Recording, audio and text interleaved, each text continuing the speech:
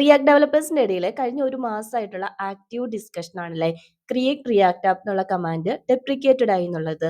നിങ്ങൾ ബ്ലോഗ്സിലും ഡോക്യുമെന്റേഷനിലും ഒക്കെ ആയിട്ട് ഈ ഒരു കാര്യം കേട്ടിട്ടുണ്ടാവും.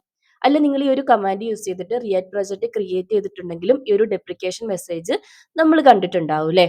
റിയാക്ടിന്റെ ഒഫീഷ്യൽ ബ്ലോഗ്സിലും ഈ ഒരു കാര്യം വന്നിട്ടുണ്ട്. അതായത് അവർ ഈ ഒരു കമാൻഡ് ഡെപ്രിക്കേറ്റ് ചെയ്തിട്ടുണ്ട് എന്നുള്ളത്. അപ്പൊ നമ്മുടെ ഇന്നത്തെ വീഡിയോന്റെ ടോപ്പിക്കും ഇതാണ്: എന്തുകൊണ്ടാണ് CRA കമാൻഡ് യൂസ് ചെയ്തിട്ട് പ്രൊജക്ട് ക്രിയേറ്റ് ചെയ്യുന്നത്, ഇത് ഡെപ്രിക്കേറ്റ് ചെയ്യുന്നത്, ഭാവിയിൽ ഇത് റിമൂവ് ചെയ്യോ, അവർ സജസ്റ്റ് ചെയ്യുന്ന ഓൾട്ടർനേറ്റീവ് സൊല്യൂഷൻസ് ഏതൊക്കെയാണ്, അതിൽ ഓരോന്നിന്റെയും അഡ്വാൻറ്റേജ് ഡിസഡ്വാൻറ്റേജസ്, പ്രൊഡക്ഷൻ സൈഡിൽ നമുക്ക് ഏതായിരിക്കും ഏറ്റവും യൂസ്ഫുൾ ആവുന്നതെന്നാണ്. ഒട്ടും താമസിക്കാതെ നമുക്ക് വീഡിയോ സ്റ്റാർട്ട് ചെയ്യാം. CRA ഡെപ്രിക്കേഷനെ കുറിച്ച് ഡിസ്കസ് ചെയ്യുന്നതിന് മുന്നേ നമുക്ക് CRA വന്ന വഴി, അതായത് റിയാക്ടിന്റെ ഒരു ഹിസ്റ്ററി ഒന്ന് ചെക്ക് ചെയ്ത് നോക്കാം. ഒരു ഡെവലപ്പറിനെ CRA കമാൻഡ് എത്രത്തോളം ഹെൽപ്പ് ചെയ്തിട്ടുണ്ടെന്ന് അപ്പൊ നിങ്ങൾക്ക് ക്ലിയർ ആവും. ഓക്കെ, നമുക്ക് എല്ലാവർക്കും അറിയാവുന്നത് പോലെ 2013 ഫേസ്ബുക്ക് ഒഫീഷ്യലി ഒരു റിയാക്ട് ലൈബ്രറി യൂസറിന്, അതായത് ഒഫീഷ്യലി ഒരു റിലീസ് ചെയ്തത്. അതിനുശേഷം ഡെവലപ്പേഴ്സ് ഫേസ് ചെയ്തുകൊണ്ടിരുന്ന ഏറ്റവും വലിയ ഇഷ്യൂ എന്താണെന്ന് വെച്ചിട്ടുണ്ടെങ്കിൽ ഈ ഒരു പ്രൊജക്ടിന്റെ കോൺഫിഗറേഷൻ ആണ്. അതായത് എല്ലാം നമ്മൾ മാനുവലി സെറ്റ് ചെയ്യണം. വെബ് പാക്ക് ആണെങ്കിലും വേബൽ, അതായത് JXSX, EXXന്റെ support, testing, hot loading, ESLint എല്ലാം നമ്മൾ മാനുവലി സെറ്റ് ചെയ്യണം. അപ്പൊ ഇതെല്ലാം കഴിഞ്ഞ് ഫൈനലി ഒരു ഹലോ വേൾഡ് സെന്റൻസ് നമ്മുടെ സ്ക്രീനിൽ ഡിസ്പ്ലേ ചെയ്യണമെങ്കിൽ തന്നെ ഡെവലപ്പേഴ്സ് അത്രത്തോളം സ്ട്രഗിൾ ചെയ്യണം. അപ്പോൾ ഓരോരുത്തർക്കും അവരുടേതായ ഒരു ബോയിലർ പ്ലേറ്റ് കോഡ് അല്ലെങ്കിൽ ഒരു സ്റ്റാർട്ടർ ടെംപ്ലേറ്റ് ഉണ്ടാവും ഇത് സെറ്റ് ചെയ്യാൻ വേണ്ടിയിട്ട്. 2016 ഫേസ്ബുക്ക് തന്നെ ഈ പ്രോബ്ലത്തിന്റെ സൊല്യൂഷനും തന്നു. അവരുടെ ടീമിലെ കോർ ഡെവലപ്പർ ഡാൻ അബ്രോ ലീഡ് ചെയ്യുന്ന ടീം ക്രിയേറ്റ് റിയാക്ട് ആപ്പ് നമ്മുടെ മുന്നിലേക്ക് ഇൻട്രൊഡ്യൂസ് ചെയ്തു. അപ്പൊ ഇതിന്റെ മെയിൻ ഗോൾ ആയിട്ട് അവർ പറഞ്ഞത് ഡെവലപ്പേഴ്സിനെ അവരുടെ ആപ്ലിക്കേഷൻ ബിൽഡ് ചെയ്യുന്നതിൽ ഫോക്കസ് ചെയ്യാൻ ഹെൽപ്പ് ചെയ്യാം. ഈ കോൺഫിഗറേഷൻസിൽ അവർ ഫീൽ ചെയ്യുന്ന സ്ട്രഗിൾ നമുക്ക് ഒഴിവാക്കാം. നമ്മൾ നേരത്തെ ഡിസ്കസ് ചെയ്തിട്ടുള്ള കോൺഫിഗറേഷൻ ടൂൾസ് എല്ലാം ഇവര് തന്നെ ഇതിൽ ബിൽറ്റിൻ ആയിട്ട് പ്രൊവൈഡ് ചെയ്യാൻ തുടങ്ങി. അതുകൊണ്ട് തന്നെ നമുക്കൊരു സിംഗിൾ കമാൻഡിൽ ഈ ഒരു കോൺഫിഗറേഷൻ നമുക്ക് കംപ്ലീറ്റ് ചെയ്ത് ഒരു പെർഫെക്റ്റ് റിയാക്ട് പ്രൊജക്ട് കിട്ടും. സോ റിയാക്ട് ഒന്നും കൂടെ ബിഗിനർ ഫ്രണ്ട്ലി ആയി, പ്രൊഡക്ഷൻ റെഡി ആയി. അപ്പോൾ ഡെവലപ്പേഴ്സിന്റെ ഇടയിൽ റിയാക്ടിന്റെ അക്സെപ്റ്റൻസ് ഒന്നും കൂടി ഇൻക്രീസ് ആയി. പിന്നെ എന്തുകൊണ്ടായിരിക്കും CRA കമാൻഡ് ഇപ്പം ഡെപ്രിക്കേറ്റ് ആയത്? നമ്മൾ ഇത്രയും നേരം ഡിസ്കസ് ചെയ്തത് 2016-17 സ്റ്റോറിയാണല്ലേ. റിയാക്ട് കണ്ടിന്യൂസ് ആയിട്ട് ഗ്രോ ചെയ്തുകൊണ്ടിരിക്കുകയാണ്. അതുപോലെ തന്നെ ഡെവലപ്പേഴ്സിന്റെ റിക്വയർമെന്റും ഡേ ബൈ ഡേ ഇൻക്രീസ് ആയിക്കൊണ്ടിരിക്കുകയാണ്. ഈ ഒരു CRA കമാൻഡ് ഡെഫിനറ്റ് ആയിട്ടും ഒരു ബിഗിനർ ഫ്രണ്ട്ലി ആണെങ്കിലും ഇത് നമ്മുടെ പ്രോജക്റ്റ് ഗ്രോ ചെയ്യുന്നതിനനുസരിച്ചിട്ട് ഈ ഒരു കമാൻഡ് പ്രൊവൈഡ് ചെയ്യുന്ന ബേസിക് കോൺഫിഗറേഷൻസും ടൂൾസും മാത്രം യൂസ് ചെയ്തിട്ട് നമുക്ക് കംപ്ലീറ്റ് ഒരു പ്രൊഡക്ഷൻ റെഡി ആപ്ലിക്കേഷൻ ബിൽഡ് ചെയ്യാൻ വേണ്ടിയിട്ട് പറ്റില്ല. ഇതിന് ഒരുപാട് ലിമിറ്റേഷൻസ് ഉണ്ട്. അത് നമുക്ക് ഇവരുടെ ഒഫീഷ്യൽ വെബ്സൈറ്റിൽ തന്നെ അവർ ഡീറ്റെയിൽ ആയിട്ട് ഡിസ്കസ് ചെയ്യുന്നുണ്ട്. അപ്പൊ മാൻഡേറ്ററി ആയിട്ടുള്ള കുറച്ച് കാര്യങ്ങൾ മാത്രം ഞാൻ പറഞ്ഞുതരാം. ആദ്യത്തെ കേസ് റൗട്ടിംഗ് ആണ്. റൗട്ടിംഗ് നമ്മൾ ഓൾറെഡി ഡിസ്കസ് ചെയ്തിട്ടുള്ളതാണ്. അതായത് ബിൽറ്റിൻ ആയിട്ട് ഒരു റൗട്ട്സിനെ ഹാൻഡിൽ ചെയ്യാൻ വേണ്ടിയിട്ട് ഒരു മെത്തേഡ് ഇവിടെ അവൈലബിൾ അല്ല. നമ്മൾ ഏതെങ്കിലും ഒരു എക്സ്റ്റേണൽ റിയാക്ടിന് തന്നെ ലൈബ്രറി യൂസ് ചെയ്യണം. ഇപ്പം ടാൻസ്റ്റാക്ക് റൗട്ടറോ റിയാക്ട് റൗട്ടർ ഡോം ഒക്കെ ഓൾറെഡി നമ്മൾ തന്നെ ട്യൂട്ടോറിയൽ ചെയ്തിട്ടില്ലേ. എക്സ്റ്റേണൽ ലൈബ്രറി നമ്മുടെ എക്സിസ്റ്റിംഗ് പ്രൊജക്റ്റിലേക്ക് ഇൻസ്റ്റാൾ ചെയ്ത് യൂസ് ചെയ്യണം. പ്രോപ്പർ ആയിട്ട് ഈ ഒരു പേജസിനെ ഓർഗനൈസ് ചെയ്ത് ഹാൻഡിൽ ചെയ്യണമെങ്കിൽ. സോ നമ്മുടെ മാനുവൽ സപ്പോർട്ട് അവിടെ വേണം. ഇനി രണ്ടാമത്തെ കേസ് ഡാറ്റ ഫെച്ചിങ് ആണ്. ഇപ്പൊ ഡാറ്റ ഫെച്ചിങ് ഇല്ലാത്ത API റിക്വസ്റ്റ് ഇല്ലാത്ത ഒരു പ്രൊജക്റ്റേ ഉണ്ടാവില്ലല്ലോ. എന്തായാലും ഒരു ബാക്ക് എൻഡ് ഉണ്ടാവും. ബാക്ക് എൻഡ് ഫ്രണ്ട് എൻഡ് കമ്മ്യൂണിക്കേഷനും അവിടെ വേണം. എഗെയിൻ നമ്മൾ ഏതെങ്കിലും ഒരു ടൂള്, ഇപ്പൊ ഫെച്ച് APIയോ ആക്സിയോസോ അല്ലെങ്കിൽ നമ്മൾ ഓൾറെഡി ഡിസ്കസ് ചെയ്തിട്ടുള്ള റിയാക്ട് കൊറിയോ ഏതെങ്കിലും ഒരു ലൈബ്രറിന്റെ ഹെൽപ്പ് ഉണ്ടെങ്കിൽ മാത്രമേ ഇതുപോലെ സ്മൂത്ത് ആയിട്ട് നമുക്ക് ഡാറ്റ ഫെച്ചിങ് ഹാൻഡിൽ ചെയ്യാൻ വേണ്ടി പറ്റൂ. അവിടെ നമ്മൾ ഓൾറെഡി ഡിസ്കസ് ചെയ്തിട്ടുള്ള എറർ സ്റ്റേറ്റ് ആണെങ്കിലും ലോഡിംഗ് സ്റ്റേറ്റ് ഒക്കെ പ്രോപ്പർ ആയിട്ട് ഹാൻഡിൽ ചെയ്യണമെന്നുണ്ടെങ്കിൽ ഈ ഏതെങ്കിലും ഒരു ലൈബ്രറി നമുക്ക് വേണം. പ്രോപ്പർ ആയിട്ട് ഇത് ഡാറ്റ എപ്പോൾ ഫെച്ച് ചെയ്യണം, എങ്ങനെ ഫെച്ച് ചെയ്യണം എന്നുള്ള ഒരു റൂളും സ്ട്രക്ചറും ഒന്നും CRA നമുക്ക് പ്രൊവൈഡ് ചെയ്യുന്നില്ല. പിന്നെ സെർവർ സൈഡ് റെൻഡറിംഗ് ആണ്. നമുക്കറിയാം ഇവിടെ സ്ട്രിക്ട്ലി ക്ലയന്റ് സൈഡ് റെൻഡറിംഗ് ആണ് പ്രൊവൈഡ് ചെയ്യുന്നത്. സെർവർ സൈഡ് റെൻഡറിംഗിന് ഇവിടെ പോസിബിലിറ്റി ഇല്ല. ഒരു ബ്ലാങ്ക് പേജ് ആയിരിക്കും നമുക്ക് ഫസ്റ്റ് കിട്ടുന്നത്. അവിടുന്ന് നമ്മൾ ബ്രൗസറിൽ നിന്നിട്ട് വേണം കംപ്ലീറ്റ് ജാവാസ്ക്രിപ്റ്റ് കോഡ് ഡൗൺലോഡ് ചെയ്ത് ലോഡ് ചെയ്യാൻ വേണ്ടിയിട്ട്. നമ്മുടെ ആപ്ലിക്കേഷനെ സ്ലോ ഡൗൺ ചെയ്യും. ഇനി അടുത്ത ലിമിറ്റേഷൻ കോഡ് സ്പ്ലിറ്റിംഗ് സ്ട്രാറ്റജി ആണ്. നമുക്കറിയാം ബിൽറ്റിൻ ആയിട്ട് ഇപ്പൊ സസ്പെൻസോ ലേസി ലോഡിംഗ് ഒക്കെ അവൈലബിൾ ആണെങ്കിലും അവിടെ നമ്മൾ മാനുവലി സെറ്റ് ചെയ്യണം. അല്ലാതെ നമ്മുടെ പ്രൊജക്റ്റിലെ റൗട്ട്സിനെ അല്ലെങ്കിൽ പേജസിനെ പ്രോപ്പർ ആയിട്ട് കോൺഫിഗർ ചെയ്ത് സ്പ്ലിറ്റ് ചെയ്ത് എന്തെങ്കിലുമൊക്കെ ഇപ്പോൾ ക്രിട്ടിക്കൽ ആയിട്ടുള്ള പ്രീ ലോഡിങ്ങും പ്രീ ഫിച്ചിങ്ങും ഒക്കെ ഇംപ്ലിമെന്റ് ചെയ്യാൻ വേണ്ടിയിട്ടുള്ള ഓപ്ഷൻസ് ഒന്നും ഇവിടെ അവൈലബിൾ അല്ല. പിന്നെ ഒപ്റ്റിമൈസേഷന്റെ കേസിലേക്ക് നോക്കുമ്പോൾ നമ്മൾ സാധാരണ ചൂസ് ചെയ്യുന്ന മെത്തേഡ്സ് ആണ് ഈ ക്യാഷിങ്, പ്രീഫെച്ചിങ്, സ്ട്രീമിംഗ് ഒക്കെ. അതൊന്നും ഇവിടെ പോസിബിൾ അല്ല ട്ടോ. ഇതൊക്കെ നിങ്ങൾക്ക് വേണമെന്നുണ്ടെങ്കിൽ എക്സ്ട്രാ ടൂൾസ് നമ്മൾ കണ്ടുപിടിച്ച് ഇൻസ്റ്റാൾ ചെയ്തുകൊണ്ടിരിക്കണം. പിന്നെ ഇമ്പോർട്ടന്റ് ആയിട്ട് വേറൊരു കേസ് എന്താണെന്ന് വെച്ചിട്ടുണ്ടെങ്കിൽ CRAനെ പ്രോപ്പർ ആയിട്ട് മെയിൻറ്റെയിൻ ചെയ്യാൻ വേണ്ടിയിട്ട് ഇപ്പോൾ ഒരു കമ്മ്യൂണിറ്റി ഇല്ല അവരുടെ കേസിൽ. അവരിപ്പോൾ റിയാക്ട് 19 ഒക്കെ ബേസ് ചെയ്തിട്ട് റിലീസ് ചെയ്തിട്ടുണ്ടെങ്കിലും പ്രോപ്പർ ആയിട്ട് ഒരു മെയിൻ്റനൻസ് ഇതിന്റെ മേലെ നടക്കുന്നില്ല. ഇതുകൊണ്ടൊക്കെയാണ് നമ്മളോട് CRA ഡെപ്രിക്കേറ്റ് ആയി അല്ലെങ്കിൽ എന്താ പറയുക CRA യൂസ് ചെയ്യുന്ന സമയത്ത് നമുക്ക് ഒരു വാർണിംഗ് മെസ്സേജ് കാണിക്കുന്നത്, നമ്മളോട് മൈഗ്രേറ്റ് ചെയ്യാൻ പറയുന്നത്, ബിൽഡ് ടൂൾസിലേക്കോ അല്ലെങ്കിൽ ഫ്രെയിം വർക്കിലേക്കോ മൈഗ്രേറ്റ് ചെയ്യാൻ വേണ്ടി പറയുന്നത്. ഇപ്പൊ ഇവര് പറയുന്നത് എന്താന്ന് വെച്ചാൽ നിങ്ങളൊരു പുതിയ പ്രൊജക്ട് സ്റ്റാർട്ട് ചെയ്യുന്ന സമയത്ത് ഏറ്റവും better option frame works use ചെയ്യുക. അല്ലെന്നുണ്ടെങ്കിൽ നിങ്ങളുടെ പ്രൊജക്ടിന്റെ ആ ഒരു റിക്വയർമെന്റിനെ ബേസ് ചെയ്തിട്ട് ബിൽഡ് ടൂൾസ് ആണെങ്കിലും യൂസ് ചെയ്യാം. ഇപ്പൊ ഇവരുടെ ഒഫീഷ്യൽ വെബ്സൈറ്റിൽ തന്നെ നമ്മുടെ എക്സിസ്റ്റിംഗ് പ്രൊജക്ടിനെ എങ്ങനെയാണ് ഫ്രെയിം വർക്ക്സിലേക്ക് അല്ലെങ്കിൽ ബിൽഡ് ടൂൾസിലേക്ക് മൈഗ്രേറ്റ് ചെയ്യുന്നതെന്നുള്ള ഓരോന്നിനും ബേസ് ചെയ്തിട്ടുള്ള ഗൈഡ് ഉണ്ട് ട്ടോ. അപ്പൊ നിങ്ങൾക്ക് നെക്സ്റ്റ് ഡേയ്സിലേക്കാണ് മൈഗ്രേറ്റ് ചെയ്യേണ്ടതെന്നുണ്ടെങ്കിൽ അതിന്റെ ഗൈഡ് അവൈലബിൾ ആണ്. അല്ലെങ്കിൽ വേറെ ഏതെങ്കിലും ഫ്രെയിം വർക്ക് എക്സ്പോ ആണെങ്കിലോ അല്ലെങ്കിൽ റിയാക്ട് റൗട്ടേഴ്സ്, ഏത് ഫ്രെയിം വർക്ക്സ് ആണോ റിയാക്ട് നിങ്ങളുടെ കയ്യിലുള്ളത് അവിടെ നമുക്ക് മൈഗ്രേറ്റ് ചെയ്യാം. അല്ല, ബിൽഡ് ടൂൾസിലേക്ക് നിങ്ങൾക്ക് മൈഗ്രേറ്റ് ചെയ്താൽ മതി. വീറ്റോ ഒക്കെ നമ്മൾ യൂസ് ചെയ്തിട്ടില്ലേ, വീറ്റോ, പാഴ്സലോ, RS ബിൽഡോ, ഏതിലേക്ക് വേണമെങ്കിലും നമുക്ക് സ്മൂത്ത് ആയിട്ട് മൈഗ്രേറ്റ് ചെയ്യാൻ വേണ്ടി പറ്റും. അപ്പം ഇതിന്റെ അഡ്വാൻറ്റേജ് എന്താന്ന് നമുക്ക് നോക്കാം. ഫസ്റ്റ് നമുക്ക് വീട്ടിൽ സ്റ്റാർട്ട് ചെയ്യാം. അപ്പൊ വീട്ടിൽ എന്താന്ന് വെച്ചിട്ടുണ്ടെങ്കിൽ നമ്മൾ ടെയിൽബിൻ CSSഉം അതുപോലെ തന്നെ ടൈപ്പ് സ്ക്രിപ്റ്റ് ഒക്കെ ഇപ്പം യൂസ് ചെയ്യുന്നുണ്ട് അല്ലെ, വൈഡ്ലി യൂസ് ചെയ്യുന്നുണ്ട്. അതൊക്കെ നമുക്ക് സ്മൂത്ത് ആയിട്ട് ഈസി ആയിട്ട് കോൺഫിഗർ ചെയ്യാൻ പറ്റും CRAനെ കമ്പയർ ചെയ്യുന്ന സമയത്ത്. അതുപോലെ തന്നെ ഇൻസ്റ്റന്റ് സ്റ്റാർട്ട് ആണ് നമ്മുടെ ആപ്ലിക്കേഷൻ, അതായത് നേറ്റീവ് ESM സപ്പോർട്ട് ചെയ്യുന്നുണ്ട്. ബണ്ട്ലിങ്ങിന്റെ ആവശ്യമില്ല. നമ്മുടെ എൻ്റയർ ഫയലിനെ ബണ്ടിൽ ചെയ്തൊരു ബിഗ് ഫയൽ ആക്കുന്നത് വരെ സെർവർ വെയിറ്റ് ചെയ്യേണ്ട ആവശ്യമില്ല.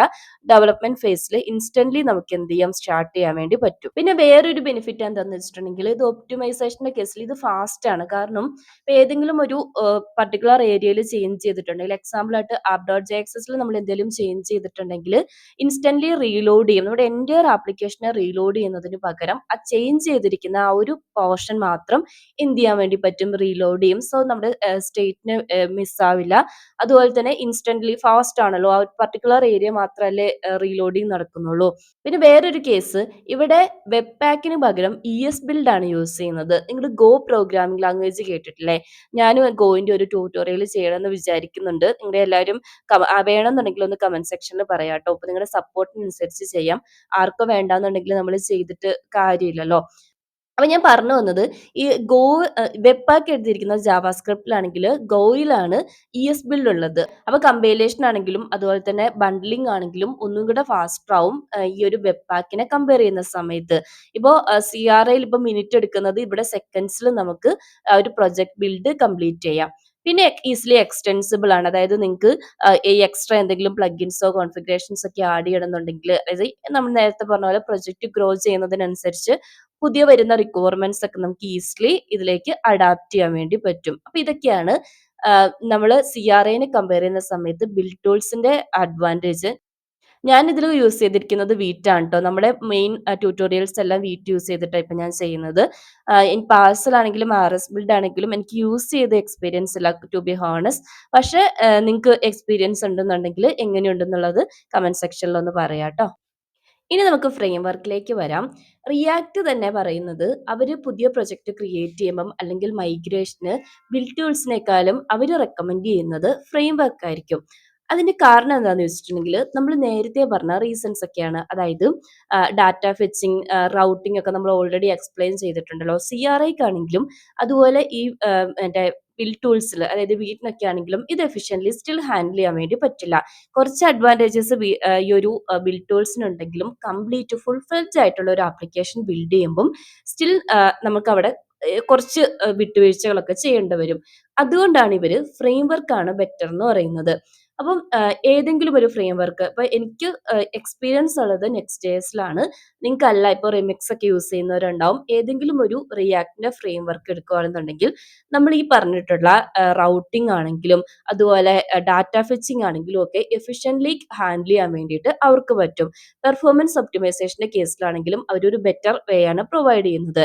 അപ്പൊ നിങ്ങൾ ചോദിക്കും, ഇത് കംപ്ലീറ്റ് ആയിട്ട് റിയാക്ടിൽ ഒരു ചേഞ്ച് കൊണ്ടുവരുന്നുണ്ടോ എന്ന്. അങ്ങനെയൊന്നുമില്ല കേട്ടോ. റിയാക്ട് റിയാക്ടിന്റെ തന്നെ എല്ലാ കോൺസെപ്റ്റുമാണ് അവിടെയും വർക്ക് ചെയ്യുന്നത്. റിയാക്ട് നമുക്കറിയാം ഒരു ലൈബ്രറിയാണ്, നമുക്ക് UI കോമ്പോണൻസ് ബിൽഡ് ചെയ്യാൻ വേണ്ടിയിട്ടുള്ള ലൈബ്രറി. ഇതേ ലൈബ്രറിനെ ഒന്നും കൂടെ അഡ്വാൻസ് ആക്കുവാണ് ഫ്രെയിം വർക്ക് ചെയ്യുന്നത്. അതായത് നമുക്കിപ്പോ റിയൽ ലൈഫിൽ ഒരു എക്സാമ്പിൾ പറയുവാണെങ്കിൽ, നമ്മളൊരു പായസം ഉണ്ടാക്കുവാന്ന് വിചാരിച്ചു. നമുക്ക് 2 വിധത്തിൽ ഈ പായസം ഉണ്ടാക്കാം അല്ലെ. ഞാൻ ഫ്രെയിം വർക്ക് പഠിക്കാൻ സ്റ്റാർട്ട് ചെയ്ത സമയത്ത് എന്റെ ടീച്ചർ പറഞ്ഞു തന്ന ഒരു എക്സാമ്പിൾ ആണ് ട്ടോ ഇത്. ഒന്നെങ്കിൽ നിങ്ങൾക്ക് എല്ലാം ഫ്രം സ്ക്രാച്ച് സ്വന്തമായിട്ട് ബിൽഡ് ചെയ്യാം. അതായത് എന്താ പറയാ, ഇപ്പൊ നമ്മളൊരു എന്താ സേമിയ പായസമാണ് ഉണ്ടാക്കുന്നതെന്നുണ്ടെങ്കിൽ നമുക്ക് ഷുഗർ വാങ്ങി, അതുപോലെ തന്നെ സേമിയ വാങ്ങി, സേമിയ വറുത്ത്, പിന്നെ ഷുഗർ പാല് തിളപ്പിച്ച് സേമിയ ഇട്ട് അങ്ങനെ സെപ്പറേറ്റ് ആയിട്ട് അണ്ടിപ്പരിപ്പ് മുന്തിരി എല്ലാം വാങ്ങി, അങ്ങനെ ഒരു എല്ലാം നമ്മൾ തന്നെ ചെയ്യാം. രണ്ടാമത്തെ കേസ്, നമ്മൾ ഇൻസ്റ്റന്റ് ആയിട്ട് ഇപ്പൊ മിക്സ് ഒക്കെ അവൈലബിൾ ആണല്ലോ, അത് വാങ്ങി പാല് വാങ്ങിയിട്ട് നേരെ ഇതിന്റെ അകത്തേക്ക് ഇട്ട് നമുക്ക് കുക്ക് ചെയ്യാം. അപ്പൊ ഈ രണ്ടാമത്തെ കേസാണ് ഫ്രെയിം വർക്ക് നമ്മളെ സപ്പോർട്ട് ചെയ്യുന്നത്. അതായത് ഇവിടെ എല്ലാം അവൈലബിൾ ആണ്, നമുക്ക് ജസ്റ്റ് യൂസ് ചെയ്താൽ മതി. പിന്നെ ഇപ്പോ normal react JS application support ചെയ്യുന്ന CSR ക്ലയന്റ് സൈഡ് റെൻഡറിങ് ഇവിടെയും നമുക്ക് ചെയ്യാൻ വേണ്ടി പറ്റും. അതിന്റെ കൂടെ തന്നെ സെർവർ സൈഡ് റെൻഡറിങ്ങും അവൈലബിൾ ആണ്. ഞാൻ ഡീറ്റെയിൽ ആയിട്ട് നെക്സ്റ്റ് ഡേയ്സിന്റെ വീഡിയോസിൽ ഞാൻ പറയുന്നുണ്ട് സെർവർ സൈഡ് റെൻഡറിങ് എന്താണ്, അതിന്റെ അഡ്വാൻറ്റേജ് എന്തൊക്കെയാണെന്ന്. നെക്സ്റ്റ് ഡേയ്സിന്റെ വീഡിയോ ഞാൻ താഴെ കൊടുത്തേക്കാം, ഇൻട്രസ്റ്റ് ഉള്ളവർ ചെക്ക് ചെയ്ത് നോക്കുക കേട്ടോ. അതേപോലെ സിംഗിൾ പേജ് ആപ്ലിക്കേഷൻസ് ആണെങ്കിലും ഇവിടെ സപ്പോർട്ട് ചെയ്യുന്നുണ്ട്. എൻറ്റയർ പേജ് നമുക്ക് റീലോഡ് ചെയ്യേണ്ട ആവശ്യമില്ല, ഡൈനാമിക് ആയിട്ട് അപ്ഡേറ്റ് ചെയ്യാൻ വേണ്ടി പറ്റും. സ്റ്റാറ്റിക് ഹോട്ട്സ് എല്ലാം ഇവിടെ സപ്പോർട്ട് ചെയ്യുന്നുണ്ട്. പിന്നെ ഞാൻ നേരത്തെ പറഞ്ഞ പോലെ മൈഗ്രേഷൻ ഗേറ്റ്സും അവൈലബിൾ ആണ് ഇവരുടെ ഒഫീഷ്യൽ വെബ്സൈറ്റിൽ, നമുക്ക് മൈഗ്രേറ്റ് ചെയ്യാൻ വേണ്ടി പറ്റും ഈസിലി. ഇനി നിങ്ങൾ ഒട്ടും സ്കിപ്പ് ചെയ്യാതെ മസ്റ്റ് ആയിട്ടും ശ്രദ്ധിക്കേണ്ട ഒരു കേസാണ് ഞാൻ പറയുന്നത്. നിങ്ങൾ ഒരു ബിഗിനർ ആണ്, അതായത് നിങ്ങൾ റിയാക്ട് പഠിക്കാൻ സ്റ്റാർട്ട് ചെയ്യുന്നതേ ഉള്ളൂ. ഒരിക്കലും നിങ്ങൾ ഡയറക്ട്ലി ഒരു നെക്സ്റ്റ് ജെഎസിലേക്കോ അല്ലെങ്കിൽ വേറെ ഏതെങ്കിലും ഒരു ഫ്രെയിം വർക്കിലേക്ക് പോവരുത്, ജമ്പ് ചെയ്യരുത്. അതിന്റെ റീസൺ എന്താണെന്ന് ചോദിച്ചിട്ടുണ്ടെങ്കിൽ, ഈ ഫ്രെയിം വർക്ക്സ് എല്ലാം ബിൽഡ് ചെയ്തിരിക്കുന്നത് റിയാക്ടിന്റെ മേലെയാണ്. റിയാക്ട് ഇല്ലാതെ ഈ ഫ്രെയിം വർക്ക് ഇല്ല. അപ്പോ നമ്മൾ എപ്പോഴും റിയാക്ട് പഠിച്ചിട്ടേ നിങ്ങൾ ഈ ഒരു ഫ്രെയിം വർക്ക്സിലേക്ക് പോവാവുള്ളൂ. കാരണം റിയാക്ടിന് അതിൻ്റെതായ കുറച്ച് ഫണ്ടമെന്റൽ കോൺസെപ്റ്റ്സ് ഉണ്ട്. എക്സാമ്പിൾ പറയുകയാണെങ്കിൽ components, state, props, hooks, event handling, ഇതെല്ലാം പഠിക്കുന്നതിന് മുന്നേ ഫ്രെയിം വർക്കിലേക്ക് പോകുമ്പോൾ നിങ്ങൾക്ക് ഒരു ഓവർലെമിംഗ് ഫീൽ വരും. അതായത് ഓരോ ഫ്രെയിം വർക്ക് എടുത്തിട്ടുണ്ടെങ്കിലും അതിന് അതിൻ്റെതായ കുറച്ച് കൺവെൻഷൻസും റൂൾസും ഒക്കെ ഉണ്ടാവും. അത് നമ്മൾ മസ്റ്റ് ആയിട്ട് ഫോളോ ചെയ്യേണ്ടി വരും. ചിലപ്പോൾ വേറൊരു ഫ്രെയിം വർക്ക് എടുത്തിട്ടുണ്ടെങ്കിൽ ഇത് ഡിഫറെന്റ് ആയിരിക്കും. അപ്പോൾ അതുപോലെ ഫ്രെയിം വർക്കിന് കുറച്ച് എക്സ്ട്രാ കോൺസെപ്റ്റ് ഉണ്ടാവും. ഇപ്പോൾ server side rendering, static generation, API routes, file based routing, app routers, ഇതൊക്കെ ഒരു ബിഗിനറിനെ സംബന്ധിച്ചിടത്തോളം അവർക്ക് ആവശ്യമില്ലാത്ത കാര്യമാണ്. അവർ ആദ്യം കോൺസെപ്റ്റ് പഠിക്കണം, ബേസിക്സ് പഠിക്കണം, എന്നിട്ടേ അവർ ഈ അഡ്വാൻസ്ഡ് ഒപ്റ്റിമൈസേഷനിലേക്കൊക്കെ പോകാവുള്ളൂ. സോ ഒരു ബിഗിനർ എന്ന നിലയിൽ നിങ്ങൾ ഞാൻ നേരത്തെ പറഞ്ഞ ഏതെങ്കിലും ഒരു ബിൽഡ് ടൂളിനെ ഡിപ്പെൻഡ് ചെയ്യുക. അപ്പോൾ വീറ്റ് ഒക്കെ ബെറ്റർ ഓപ്ഷൻ ആണ്. അത് വെച്ച് നിങ്ങൾ റിയാക്ടിന്റെ ബേസിക് കോൺസെപ്റ്റ് എല്ലാം ഫസ്റ്റ് കവർ ചെയ്യുക. അതേപോലെ ഡീബഗിങ് ആണെങ്കിലും ഇപ്പോൾ എന്താ പറയാ, ഈ വീറ്റോ അല്ലെങ്കിൽ മുന്നേ ഉണ്ടായിരുന്ന CRO ഒക്കെ ചെയ്യുന്ന സമയത്ത് ഡീബഗിങ് ഒക്കെ ഈസി ആയിരിക്കും. ഈ സെർവർ സൈഡ് പക്ഷേ ഈ ഫ്രെയിം വർക്കിലേക്ക് വരുമ്പം അവിടെ ഒരു അഡീഷണൽ ലെയേഴ്സ്, ഇപ്പോൾ സെർവർ സൈഡ് റൗട്ടിങ്ങും പെർഫോമൻസ് ഒപ്റ്റിമൈസേഷൻ ഒക്കെ വരുമ്പം എഗെയിൻ ഡീബഗിങ് ആണെങ്കിലും കോംപ്ലക്സ് ആയിട്ട് മാറും. സോ നിങ്ങൾ സ്റ്റാർട്ട് ചെയ്യേണ്ടത് ബിൽഡ് ടൂൾസിലാണ്. വൺസ് നിങ്ങൾ റിയാക്ടിലെ ബേസിക്സിൽ കംഫർട്ടബിൾ ആയി ഓക്കെ ആണെന്നുണ്ടെങ്കിൽ നിങ്ങളൊരു real production ready applications build ചെയ്യാൻ വേണ്ടിയിട്ട് ഏതെങ്കിലും ഒരു ഫ്രെയിം വർക്ക് ചൂസ് ചെയ്തിട്ട് അതിനനുസരിച്ച് മൂവ് ചെയ്യാം. അതായത് ഒരു റിയൽ ആപ്ലിക്കേഷൻസിലേക്ക് വരുമ്പോൾ ഫ്രെയിം വർക്കാണ് യൂസ് ചെയ്യേണ്ടത്. നിങ്ങളൊരു ബിഗിനർ ആണ്, ഒരു സ്റ്റുഡന്റ് ആണ്, അല്ലെങ്കിൽ ഈ ഒരു പ്രോഗ്രാമിംഗ് ലാംഗ്വേജിൽ നിങ്ങൾ ഫ്രഷർ ആണെന്നുണ്ടെങ്കിൽ ബിൽഡ് ടൂൾസ് യൂസ് ചെയ്ത് റിയാക്ട് ബേസിക് കോൺസെപ്റ്റ് കവർ ചെയ്തിട്ട് നിങ്ങൾ ഒരു ഫ്രെയിം വർക്കിലേക്ക് പോകാവുള്ളൂ. കാരണം ഫ്രെയിം വർക്ക്സ് ഞാൻ നേരത്തെ പറഞ്ഞ എല്ലാ അഡ്വാൻറ്റേജും ഉണ്ട്. അവിടെ ബേസിക് കോൺസെപ്റ്റും അഡ്വാൻസ്ഡ് കോൺസെപ്റ്റ്സും ഒക്കെ ഉണ്ട്. സോ അതിന് മുന്നേ നിങ്ങൾ ഈ ഒരു കോൺസെപ്റ്റ് ബേസിക് കാര്യങ്ങൾ ഫസ്റ്റ് ഫെമിലിയർ ആവുക കേട്ടോ. ഇതൊക്കെയാണ് CRAന്റെ ഡെപ്രിക്കേഷനെ കുറിച്ച് എനിക്ക് പറയാനുള്ള കാര്യങ്ങൾ. ഇപ്പൊ ഇതുകൊണ്ടൊക്കെയാണ് CRA അവർ ഡെപ്രിക്കേറ്റ് ചെയ്തിട്ട് ബിൽഡ് ടൂൾസിലേക്കും ഫ്രെയിം വർക്സിലേക്കും ഒക്കെ പോയത്. ഇതിൽ കൂടുതൽ എന്തെങ്കിലും പോയിന്റ്സ് നിങ്ങൾക്ക് ആഡ് ചെയ്യാനുണ്ടെങ്കിൽ കമന്റ് സെക്ഷനിൽ പറയാം കേട്ടോ. ഇനി ഞാൻ നെക്സ്റ്റ് എന്ത് വീഡിയോ ആണ് ചെയ്യേണ്ടത് എന്നുള്ള റെക്കമെൻഡേഷൻസ് എന്തെങ്കിലും നിങ്ങൾക്ക് ഉണ്ടെന്നുണ്ടെങ്കിൽ അതും കമന്റ് സെക്ഷനിൽ പറയാം. പുതിയ പുതിയ വീഡിയോസ് ആഡ് ചെയ്യാൻ വേണ്ടിയിട്ട് എനിക്കും അത് ഇൻസ്പയർ ആയിരിക്കും. ഞാൻ ഈ പറഞ്ഞ എല്ലാ കാര്യങ്ങളും റിയാക്ടിന്റെ ഒഫീഷ്യൽ വെബ്സൈറ്റിൽ ബ്ലോഗായിട്ട് അവർ ഡീറ്റെയിൽ ആയിട്ട് വിത്ത് എക്സാമ്പിൾ എക്സ്പ്ലെയിൻ ചെയ്തിട്ടുണ്ട് കേട്ടോ. അത് നിങ്ങൾ ജസ്റ്റ് ഒന്ന് അവരുടെ വെബ്സൈറ്റിൽ പോയി നോക്കിയാൽ മതി. ഈ ഡീറ്റെയിൽസ് എല്ലാം നിങ്ങൾക്ക് അവൈലബിൾ ആയിരിക്കും. ഇൻക്ലൂഡിങ് മൈഗ്രേഷൻ ഗൈഡും ഉണ്ട്. നിങ്ങളുടെ എക്സിസ്റ്റിംഗ് ആയിരിക്കുന്ന CRA പ്രൊജക്ട് നിങ്ങൾക്ക് ഒരു ഫ്രെയിം വർക്കിലേക്കോ അല്ലെങ്കിൽ ബിൽഡ് ടൂൾസിലേക്ക്, ഇപ്പോൾ സ്മോൾ സ്കെയിൽ ആപ്ലിക്കേഷൻ ഒക്കെ ആണെങ്കിൽ ബിൽഡ് ടൂൾസ് തന്നെ ഓക്കെ ആയിരിക്കും. നിങ്ങൾക്ക് മാറ്റണം എന്നുണ്ടെങ്കിൽ ഇവരുടെ ഈ ഒരു ഗൈഡ് യൂസ് ചെയ്യാം കേട്ടോ. അപ്പൊ നിങ്ങൾക്ക് ഈ വീഡിയോ യൂസ്ഫുൾ ആണെന്ന് തോന്നുവാണെങ്കിൽ ഒന്ന് ലൈക്ക് ചെയ്യുക, സബ്സ്ക്രൈബ് ചെയ്യാത്തവരൊന്ന് സബ്സ്ക്രൈബ് ചെയ്ത് സപ്പോർട്ട് ചെയ്യുക. Thank you.